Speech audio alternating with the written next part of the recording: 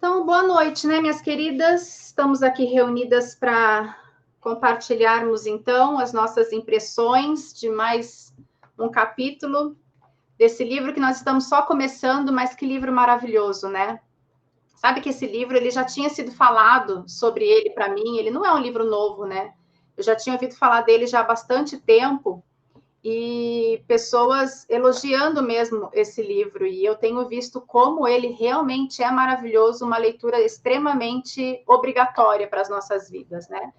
Então, Deus trabalha no turno da noite. Hoje nós vamos falar do capítulo 2. Ele está investigando áreas ocultas do meu coração. Coisa maravilhosa. E o livro começa, então, falando a respeito... O Ron, ele usa uma história para ilustrar a relação entre aparência e essência. E ele contou... A história que ele contou foi a coisa mais maravilhosa que eu li para fazer essa analogia, né? Eu fiquei pensando em como nós somos muito mais Ron e Joyce do que o tio Ernie na maioria da nossa vida, né? Dos nossos dias. Nós somos muito mais Ron e Joyce mesmo. Por quê? Porque nós nos movemos pelo visual, gente. Não tem como falar que não. Os nossos olhos, eles se atraem, né, por aquilo que é belo para nós, né? O belo é subjetivo. Então, o que é bonito para mim não necessariamente pode ser para a Lu, para a Elaine, para a Giovana, mas o que for bonito para cada uma de nós vai atrair o nosso olhar. Então, nós nos movemos para isso atrai a nossa atenção. Essa é a sociedade da aparência. É a sociedade do você não precisa ser, basta aparentar. Antigamente falava-se assim, não precisa ser, é preciso ter. Hoje em dia não precisa nem ter também, só o aparentar já tá beleza, né? E é a sociedade da aparência, do aparentar, a sociedade do Instagram, né? Onde todos os casais são apaixonados, onde todos os filhos são super inteligentes, onde todas as casas são extremamente limpas e super organizadas, onde todo mundo é super bem sucedido e feliz com a vida e por aí vai. Tudo é bonito no Instagram.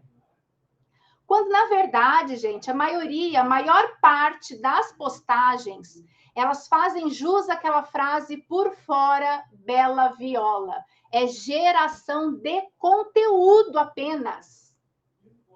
É geração de conteúdo. É aparência, é casca, é puro embrulho. A vida cor-de-rosa que não existe na verdade. Só um minutinho para fechar a porta aqui. Só um minutinho. Gente, por favor, não vai dar, eu tô falando. É puro embrulho, perdão, meninas. Com 2 meninos em casa aqui. Então, é puro embrulho, pura casca, só aparência, por fora a tal da bela viola.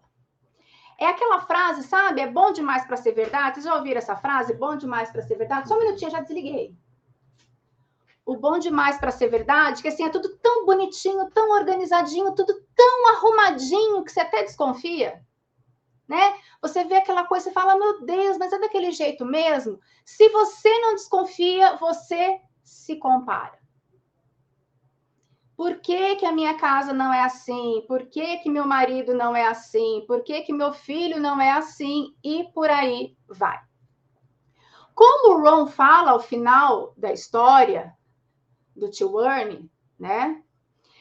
O valor de imóvel, ele não está naquilo que se vê. Ele está naquilo que é invisível.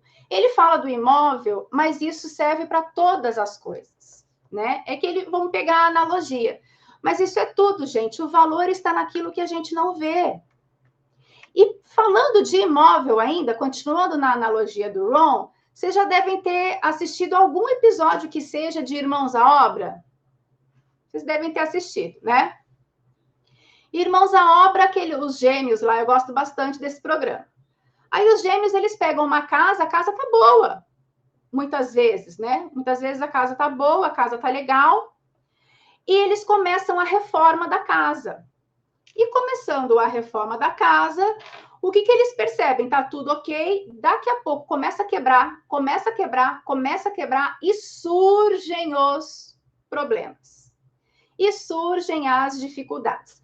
Percebe-se que não estava tão bom assim. E aí começou no orçamento. Qualquer obra é assim, né, gente? Não precisa ser nem do Irmãos à Obra. Você pensa numa obra na sua casa, daqui a pouco você fez um orçamento, o orçamento duplicou, triplicou, quadruplicou, porque você vai descobrindo coisas a mais para fazer. O Irmãos à Obra mostra muito isso, né? De coisas pesadas que se descobre e que precisa solucionar, porque começou a quebrar, agora tem que terminar. É a famosa sujeira debaixo do tapete, que ninguém conseguia descobrir, porque por fora estava tudo bem. Então, ok, aqui nós falamos de casa. Vamos falar sobre a gente agora, falar um pouquinho sobre nós mesmos. Será que nós nunca, em nenhum momento da nossa vida, caímos na tentação de fingirmos estar melhores do que nós estávamos de fato?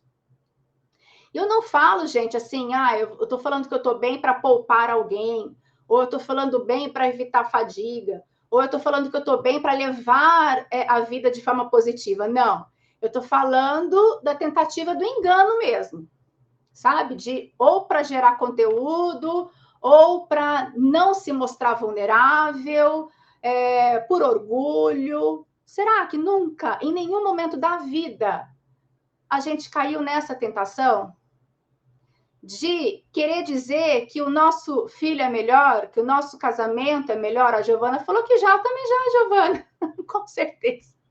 Meu filho é melhor, meu casamento é melhor, a minha casa é mais organizada, o meu trabalho é melhor. Será que nunca, algum momento, a gente já passou por isso?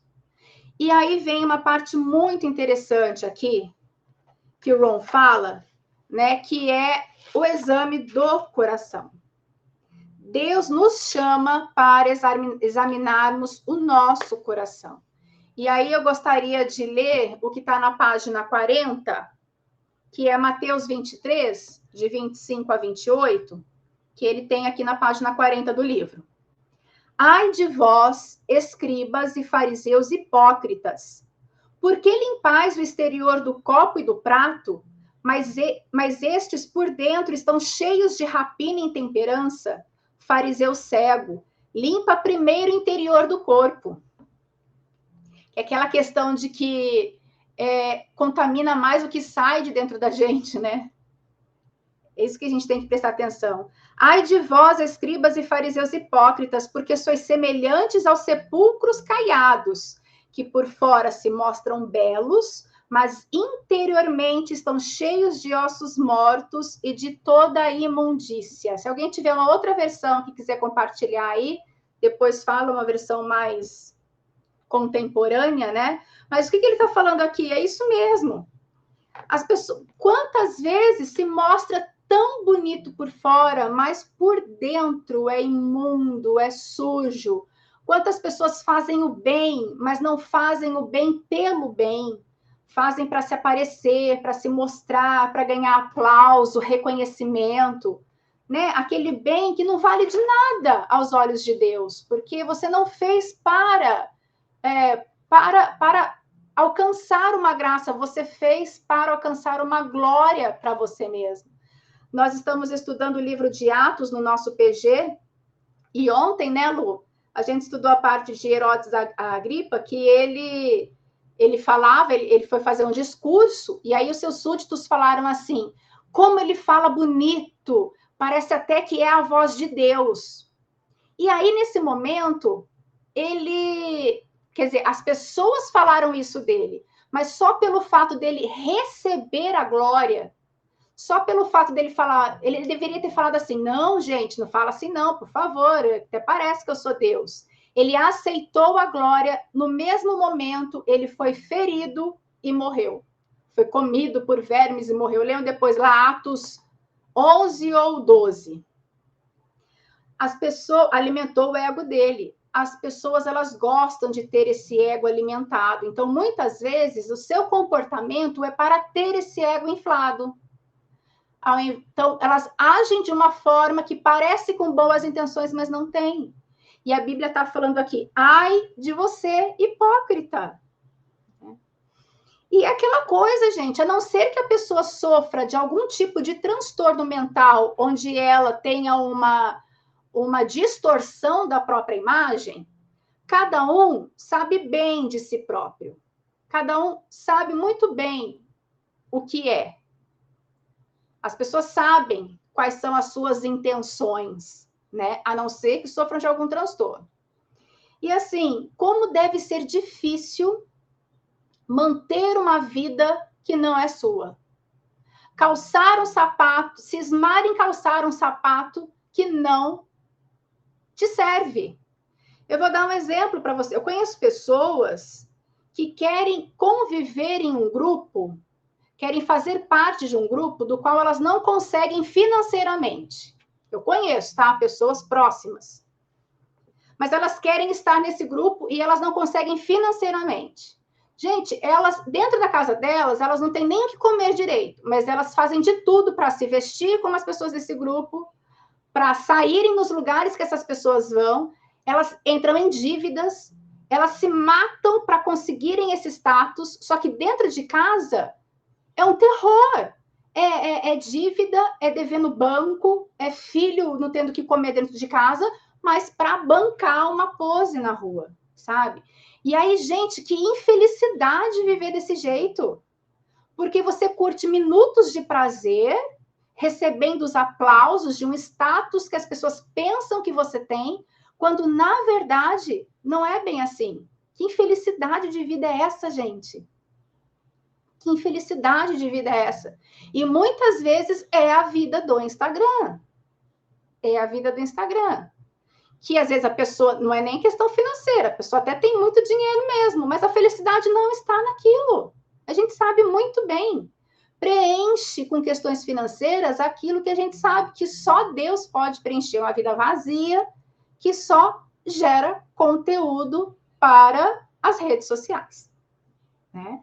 Então, querer a todo custo estar bem na fita é trabalhoso, é danoso e é muito difícil.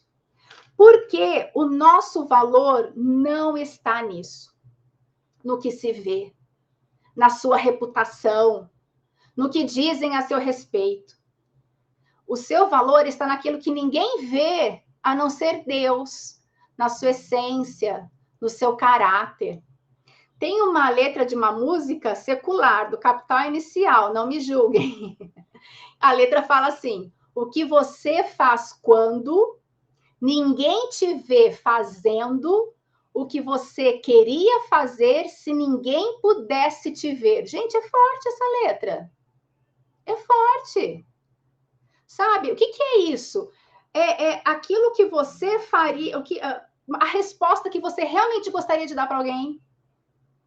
Aquilo que tem no seu pensamento, que é o que você faz, é o seu caráter exposto, é o seu coração exposto, é você na realidade. Então, o que você faz de verdade mesmo, quando ninguém está vendo, você, nua e crua, quem é você? E aí o Ron continua aqui e ele fala a respeito de Davi, né? Ele vai lá, para quem conhece a história de Davi, Samuel foi lá para ungir um novo rei, e Samuel era um reles mortal, humano como nós. Ele chegou, ele sabia só a casa que ele tinha que ir. Ele sabia a linhagem que ele tinha que procurar. Ele chegou na casa, ele viu um monte de gente bonita. O primeiro que ele viu, ele falou, nossa, que homem bonito, alto, forte. Só pode ser esse. Quem somos nós para julgar, gente? Se Deus falou assim, vai naquela casa que você vai encontrar. Ele viu um homão bonitão, grandão, falou, é esse. Não vou nem procurar outro, é esse. Aí Deus falou, não é. Fala, Rô. Um guerreiro provável, né? O provável. Exatamente. Só que coisa linda, Deus usa tantos improváveis. Aquele que ninguém dá valor, né? Aquele que fala, o quê? Será? É possível? Sim, é possível. Os improváveis. E aí foi passando a listinha. Quem que era? Era Davi, gente. Era Davi, aquele que estava lá atrás das malhadas, né? Era ele. Por quê? Como está aqui em 1 Samuel 16, 7. O homem vê o exterior, mas Deus vê o coração. O coração, o que é? É a sede dos sentimentos, é a essência, o caráter, é a pessoa ali mesmo, em toda a sua inteireza, toda a sua integridade exposta. Deus vê isso. Nós vemos o que está do lado de fora. Deus vê o interior. Nós, principalmente no Brasil, né? Nós vivemos não só no Brasil, mas assim, o brasileiro vive uma cultura obcecada pelo exterior. O Brasil é um dos primeiros países em cirurgia plástica, em venda de cosméticos, a indústria da beleza nunca entra em crise no Brasil, as academias estão sempre lotadas, os influencers milionários. Gente, eu tenho a mãe de uma amiga, ela tem lá os seus 50 e poucos anos, e a mãe de uma amiga, ela teve filho bem novinha, né? E ela compra tudo que as blogueiras colocam no Instagram, gente. Ela vê lá, ela segue todo mundo no Instagram, sabe que ela arrasta. Sabe a pessoa que fica, gente, é crente, tá? É crente, frequenta a igreja, mas passa o dia inteiro aqui, ó, arrastando para cima. E aí fica lá, daí passa uma influencer lá e ela fala, porque minha pele é desse jeito por causa do creme e tal. Ela compra. Sabe aquela... As meninas mesmo dão risada dela, viu? Eu tô falando isso porque as meninas falam, minha mãe, que futilidade da vida. Daí ela passa, porque esse tênis eu faço academia com ele é bom. Ela vai lá e compra. Diz que a casa dela é cheia de coisas que ela compra da internet, porque as influencers vendem, que muitas coisas ela nem usa. É a vida de Instagram. A cultura obcecada pelo exterior. E isso é tão problemático que eu fiz questão de fazer uma pesquisa. Rô, você coloca para mim aí que para não ficar só de onde ela tirou isso, eu fiz uma clipagem de manchetes, de artigos, de pesquisas que foram feitas. A Rô vai compartilhar para a gente ver aí do perigo do Instagram. E aí eu fiz o gancho com essa pessoa porque ela é cristã como nós, ela frequenta a igreja e ela está suscetível a ser enganada e a viver essa vida de ilusão do Instagram. A Rô vai colocar para nós aí.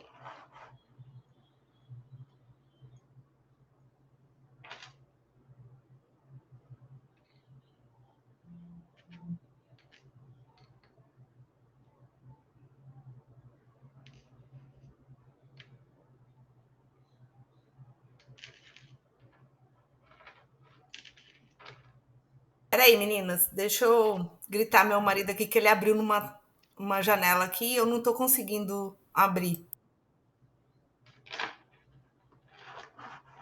Deixa eu só ir abrindo aqui então também.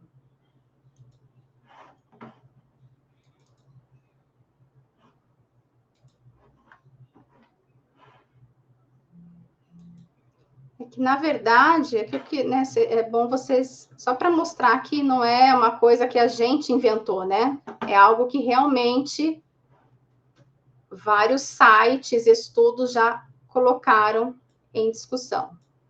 Cadê? É que eu não estou conseguindo compartilhar.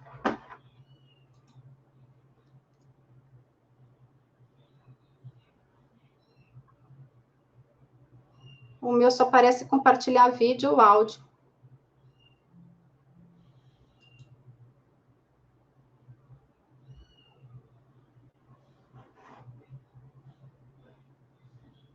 O meu não dá. Só que enquanto a Rô não consegue compartilhar, eu fui fazendo uma clipagem. É pouquinho, são só 3 só, mas assim, ó. O primeiro, comparação em redes sociais está ligada à depressão em adolescente. Gente, que grave isso! Adolescentes entrando em depressão porque elas veem no Instagram aquelas mulheres bonitas, corpos bonitos, vida bonita, que elas não têm. E aí elas se comparam. E é inatingível, né, gente? Vamos combinar. Não sei se vocês viram aí parece que aquela Paola Oliveira, ela fez até um videozinho falando sobre a cobrança do corpo, né? E ela é uma mulher bonita, né? E ela falando quantas vezes que o corpo dela foi retocado para aparecer nas revistas. E ela é bonita, gente. E ela teve o corpo dela retocado. Então, quer dizer, não existe perfeição. Quando um corpo chega próximo da perfeição, é porque aquela mulher, ela vive para aquele corpo. É algo surreal. É assim, é uma vida destinada ao corpo.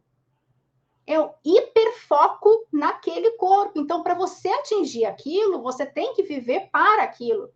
E as adolescentes, cuja mente ainda não está totalmente formada, né?